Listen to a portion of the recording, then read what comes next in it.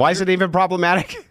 Because he didn't win the election. So let's just say he didn't. Okay. Well, then agree. Stop, Spurgley. Let's just say he didn't. Let's just assume it. Stop, Spurgley. Could Kamala Let's just, can I have a back and forth for The election 2 was stolen. seconds I mean, without you nipping my heels? This is interesting that we're even on this. Like, the election was stolen, guys. That is why. The 2024 election? The 2020 election. Andrew Wilson went on Timcast IRL and absolutely destroyed a panel of woke idiots who were saying just absolutely ridiculous things as they normally do. Andrew Wilson absolutely put them in their place live on Timcast IRL. Let's get into this clip here where Andrew Wilson absolutely shuts down an entire panel of woke lunatics for their ridiculous statements.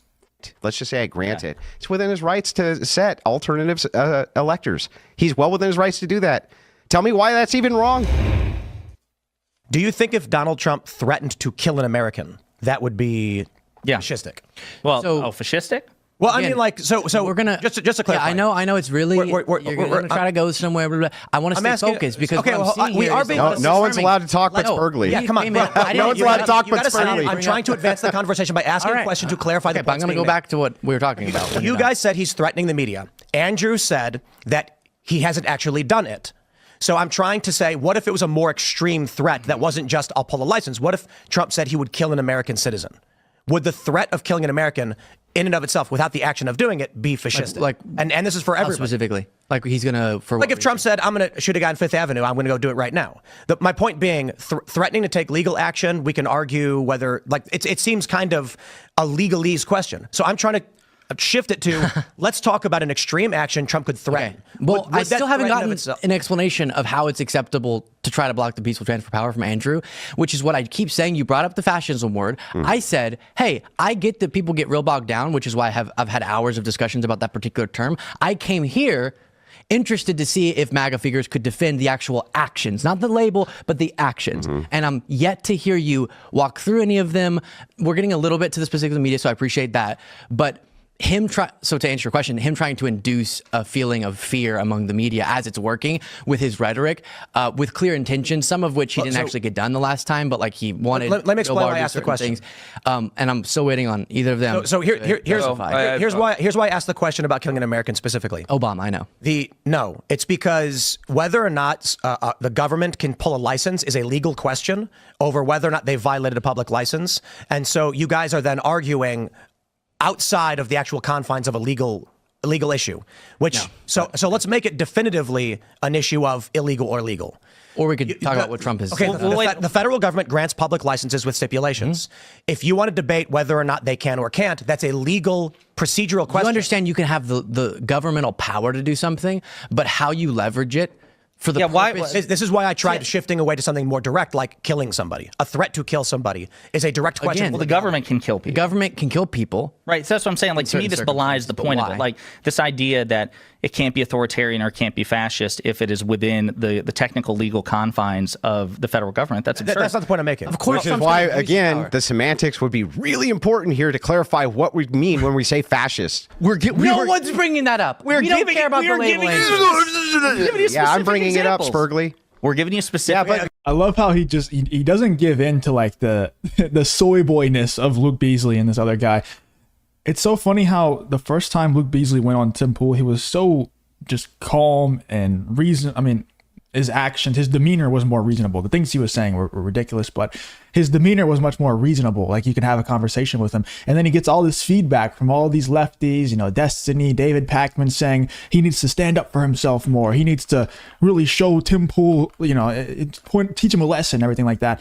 And now he's coming in here. He's just absolutely unbearable to listen to. Like, he ruins the entire show because of just how argumentative he is. But not even argumentative. That's not even the right word. It's like obnoxious. Like, he's just so obnoxiously argumentative that it just ruins the entire show.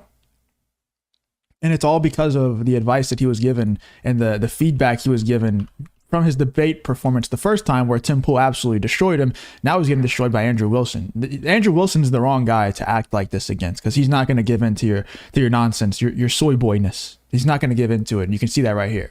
Okay, that doesn't actually tell me what we mean by this. Guys, sure, it makes for great clips, but we don't need the ad hominems. You called him boring. You're calling him Spurgley. We don't need to do that. Oh, well, boring. I'm in the conversation. I don't think you're boring. I don't think you're boring. I'm not. I just thought the conversation was getting. And he is boring, spurting. but okay. So, but anyway. Oh, call me out, whatever. I just want you to answer the question. I'm actually happy to dive into this. You say that I'm avoiding your questions. I'm not. First of all, I'll answer them directly. Sure. It's well within Trump's rights, even if it was. Let's just say we're right. Let's just say I grant it. It's within his rights to set alternatives electors. He's well within his rights to do that. Tell me why that's even wrong. Aren't people being prosecuted in states for participating in this scheme? Who? The fake electors. Ooh. In all Wait, I got a question. Does the law prescribe morality? No. Wait, you said the right. Do you mean legal right or moral Yes or right? no Moral question. right. Don't get mad about it. Oh, sorry. No, I wasn't mad. No, I thought it was a good question. I was just, So what's actually wrong with it? So Why is it even problematic?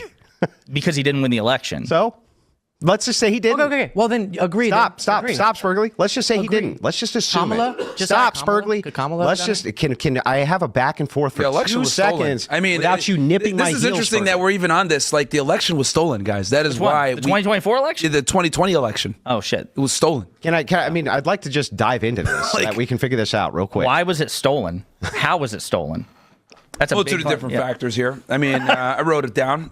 We got the mail-in ballot fraud. That was a pretty sleek move there. Dominion voting systems, vote counting observers, late-night ballot dumps, ballot harvesting, double voting, foreign interference, improper voter registration practices, manipulation by poll workers, geolocation data, surveillance footage, whistleblowers, vulnerabilities in election laws, suppression of the Hunter Biden laptop. I mean, what else? I mean, I think anyone with any common sense would understand, because we're talking about the fascism and he challenged the election and all this other stuff. Let's talk about why he challenged it. It was because he lost. No, because it was stolen. Right. It was And stolen. sure? There's a multitude of evidence to show that the 2020 election, there was some type of interference to some degree. There's a multitude. Which court he was able to demonstrate that in? Pennsylvania in the lower court ruled on the merits that they It was violated. like a procedural, but not. No, it was an actual hearing where the the judge said that the Constitution of Pennsylvania was violated by the implementation of universal mail-in voting.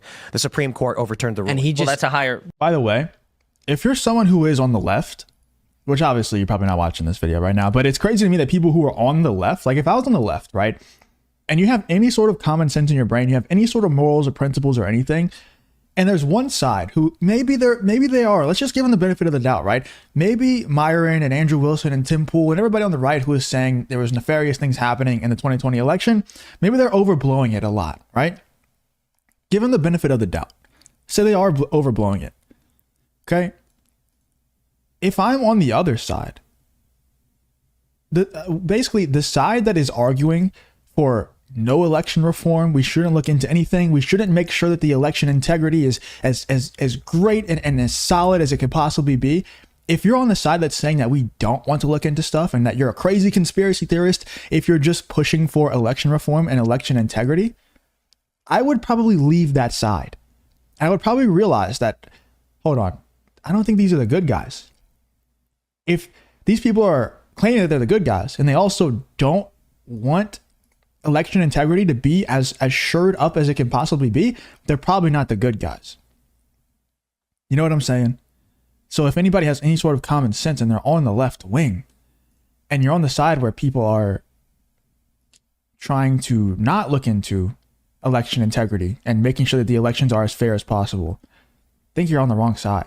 Seems like that's a bad guy thing to do, right? Seems like the villain from a movie thing to do.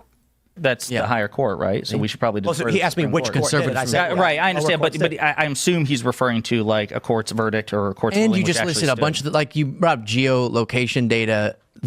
That was in like 2,000 mules, and they had to admit when Yeah, but the point I'm reason trying to make this is is a that terrible there's a argument- multitude of different factors. The reason that this is come a into terrible why. argument is because if I say, okay, well, then who got prosecuted for insurrection? You'll say, well, just because they weren't prosecuted for insurrection doesn't mean it wasn't an insurrection. It's No, like, I'm saying you actually have to okay, prove great. claims, not just just make because, them. well, hang on, Luke. yeah. Well, just because he wasn't able to demonstrate that the election was stolen in a court because they threw most of it out on standing doesn't mean it wasn't stolen. It just means that we had a bunch of What judges about the guy who went after it on standing. But there is a lot of evidence here that should be looked at. I'm not saying it was stolen. It's not my position.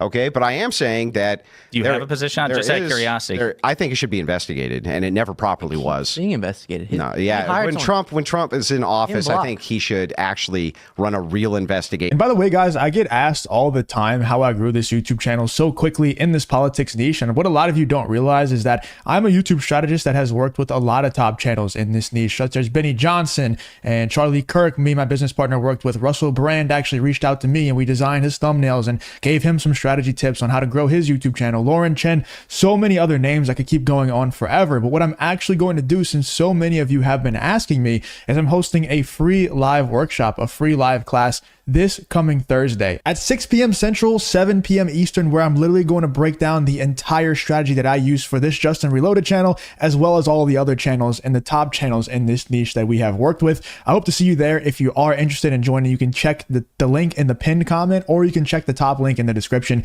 either one, and you'll be able to sign up and be at that workshop where I'm going to break all this down and show you how you can also build a YouTube channel to this point and make enough money to go full time with it. Into it.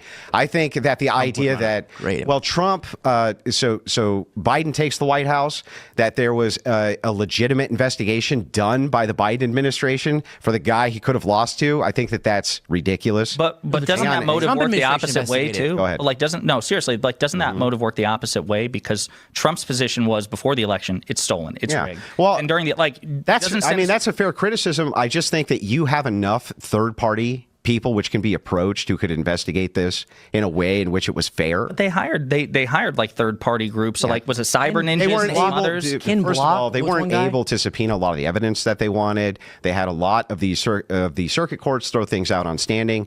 I do not think that this was a legitimate investigation. And there are some things that should be investigated. For instance, it's not a secure election to have people just dropping ballots unsecured in a ballot box. That's insanity. Yeah, but respectfully, Andrew, like subpoenas and standing, these things are like valid legal constructs. Like you have to meet like probable cause for a subpoena. If you don't have probable cause to get a subpoena, then that's on you. And if you don't have standing to bring a case, then again, that's on you. Like the problem. I'll bring it up again. You know, there's states like Florida that really prioritize election reform between 2020 and 24. They got their ballots counted and we knew exactly who won Florida and which counties and everything like that within an hour of the polls closing. And then there's the West Coast states and, you know, Arizona, California. It took them 2 weeks to figure out who won. And obviously we knew who was going to win California, but Arizona, like, it took them so long, at least a week.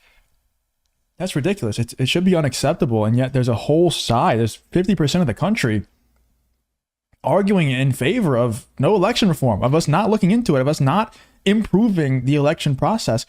It's wild. You know, in a perfect world and in a world where I wouldn't be black-pilled, we would have two sides coming together and say, hey guys, let's throw everything out the way, right? Let's throw everything in the trash. Let's just make sure that we have fair elections, because if we can't even have fair elections in a country that's supposed to be a democratic republic, we don't really have anything. We have no common ground. We don't even have a baseline level to be able to work off of. Like we just don't have anything. We don't even have, like, this whole country is just out the window.